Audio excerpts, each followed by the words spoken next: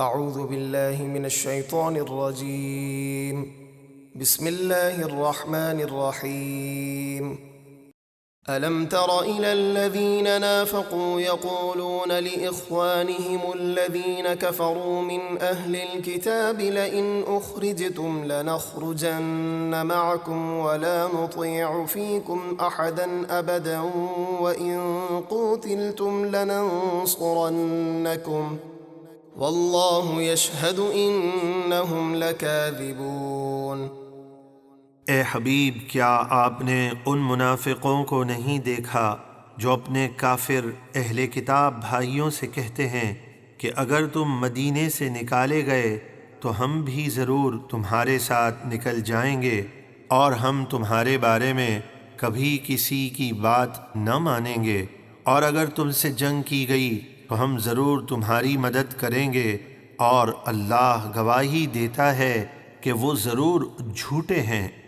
لئن اخرجوا لا يخرجون معهم ولئن قوتلوا لا ينصرونهم ولئن نصروهم ليولن الأدبار ثم لا ينصرون۔ اگر وہ یہودی مدینے سے نکالے گئے تو یہ منافق ان کے ساتھ نہ نکلیں گے، اور اگر ان سے جنگ کی گئی تو یہ ان کی مدد نہیں کریں گے، اور اگر ان کی مدد کی بھی تو ضرور پیٹھ پھیر کر بھاگ جائیں گے، پھر ان کی مدد نہ کی جائے گی۔ لأنتم أشد رهبة في صدورهم من الله ذلك بأنهم قوم لا يفقهون۔ اے ایمان والو، بے شک ان منافقوں کے دلوں میں اللہ سے زیادہ تمہارا ڈر ہے، یہ اس لیے کہ وہ نا سمجھ لوگ ہیں۔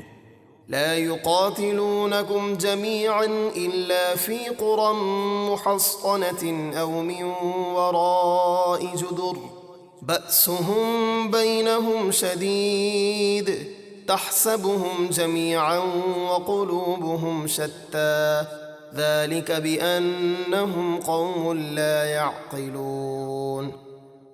وہ منافق اور یہودی سب مل کر بھی تم سے نہ لڑ سکیں گے مگر قلعہ بند شہروں میں یا دیواروں کے پیچھے سے، آپس میں ان کی لڑائی بہت سخت ہے، تم انہیں ایک جماعت سمجھتے ہو حالانکہ ان کے دل الگ الگ ہیں، یہ اس لیے کہ وہ بے عقل لوگ ہیں۔